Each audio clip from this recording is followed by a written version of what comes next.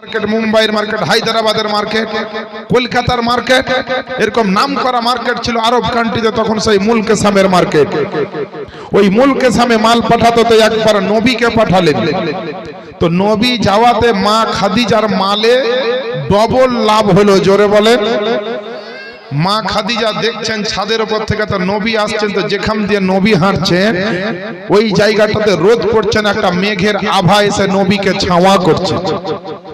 মা খাদিজা কিন্তু দেখে চিন্তিত হলেন যে আল্লাহ, এই অল্প দিনে আমার এই মাল নিয়ে গিয়ে এত তাড়াতাড়ি ঘুরে এলো, এত লাভ হলো, আবার ছেলেটার ব্যাপারে দেখছি যে এত অলৌকিক কিছু ঘটনা দেখতে পাওয়া যাচ্ছে। আস্তে আস্তে নবীর ওপরে মোহাব্বত, ভালোবাসা তৈরি হলো মা খাদিজার।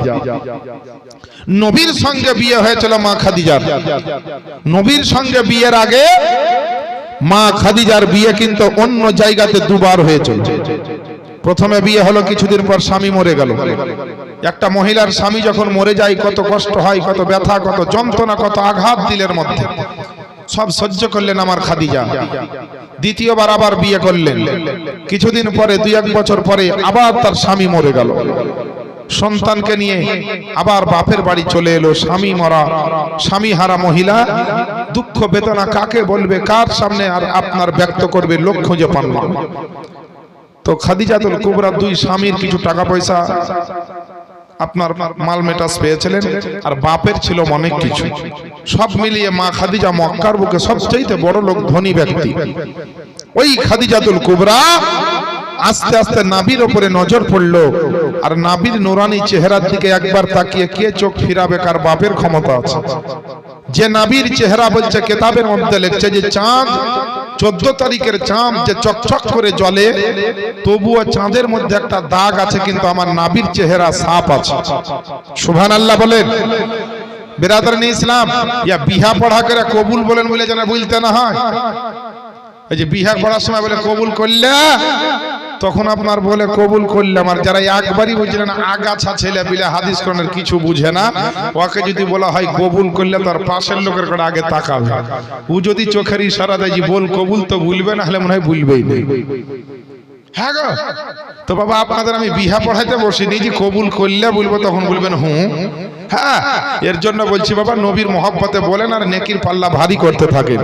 তো মা খাদিজাতুল কুবরা দেখতে যেমন সুন্দর, আদর্শ নীতি, আখলাক, চরিত্র সব দিক থেকে উন্নত মানের।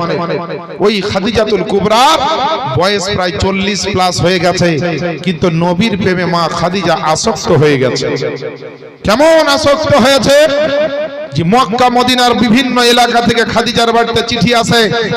খাদিজাকে সবাই বিয়ে করতে চায়, খাদিজাকে নিজের বিবি বানাতে চায়, খাদিজার আপনার স্বামী হতে চায়, স্বামীর হয়ে অর্ধাঙ্গিনী বানাতে চায়।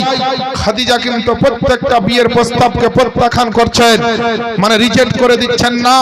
2 বার বিয়ে করেছে, 2 বারই স্বামী মরেছে। স্বামী হারার ব্যথাটা আমার সিনাতে লুকিয়ে আছে, স্বামী মারার যন্ত্রণাটা আমার সিনাতে লুকিয়ে আছে। আমি খাদিজা সহজ আর বিয়ে করব না। বিয়ে করার কম বেশি ইরাদা তার আর ছিল না, মনের বাসনা আর ছিল না। সবাই যখন মক্কার বুকে খাদিজার জন্য পাগল, জওয়ান ছেলেরা, জমিদারের ছেলেরা, রাজা বাদশার বেটারা, বড় বড় বিজনেসম্যানেরা মা খাদিজার জন্য যখন পাগল, ও বলছে খাদিজা তোমাকে চাই, মুরাদের ছেলে বলছে খাদিজা তোমাকে চাই, ও এসে বলছে খাদিজা তোমাকে চাই, অর্থাৎ বিয়ে করতে চাই। সারা মক্কা নগরের সমস্ত সম্ভ্রান্ত পরিবারের ছেলেরা যখন পাগল হয়ে গেল খাদিজার জন্য, আর সবাই বলতে লাগলো খাদিজা তোমাকে চাই, তো খাদিজার নজর পড়ল মুস্তাফার উপরে, আর নবীর দিকে দেখতে দেখতে বললেন, ইয়া রাসূলুল্লাহ, আমি আপনার মতো নবীকে চাই।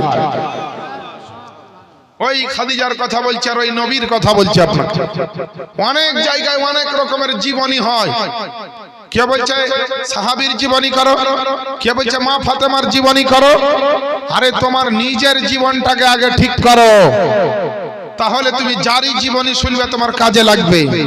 আর তোমার জীবন যাপন যদি ঠিক না থাকে, নবীর জীবনী শোনো আর আলীর জীবনী শোনো, সাহাবীদের জীবনী শোনো আর ওলিদের জীবনী শোনো। যদি খালি শোনার জন্য, টাইম পাস করার জন্যই হয়, তাহলে তো বেরাদার লোক দেখানো নামাজও কাজে আসে না, লোক দেখানো ইবাদতও কাজে আসে না। তাহলে যদি খালি শোনার জন্য জীবনী হয়, নিজের জীবনের জন্য যদি না হয়, আপনাকে মাথায় রাখতে হবে জীবনী জারি হোক আমার জীবনের জন্য যেন হয়, আমার পরিবর্তনের জন্য হয়, আমার কনভার্টের জন্য যেন হয়, আমার ইনকিলাবের জন্য যেন হয়, আমার সমাজের উন্নতির জন্য যেন হয়, আমার সমাজের পরিবর্তনের জন্য হয়, আমার সমস্ত পাপ কাজকে ছেড়ে আমি যেন নেকির কাজে আসতে পারি, এর জন্য যেন জীবনী জালসা হয়। তবেই আপনার জালসা জীবনী করে কাজ আসবে, জালসা জীবনী শুনে আপনার কাজ আসবে। নচেত কিন্তু অন্য কোনো নিয়াত থাকলে দুটোই বৃথা হয়ে যাবে। কিছু নগদ কথা শুনে যান বাপ, কিছু নগদ কথা শুনেন, বাকিতে আর কথা বলি না। অনেক বক্তা বাকি কথা বলে, কিন্তু আমি বাকি কথা বলি না, যা বলবো বুক ফুলিয়ে ডারসে নগদ কথাই বলবো। আমার বাপজিরা, ভাইরা, আমার মা বোনেরা, যে খাদিজার নিয়াত ছিল যে আমি আর জীবনে কোনোদিন বিয়ে করব না, দুইটা স্বামী ইন্তেকাল করেছে, 2 মাস 4 মাস 6 মাস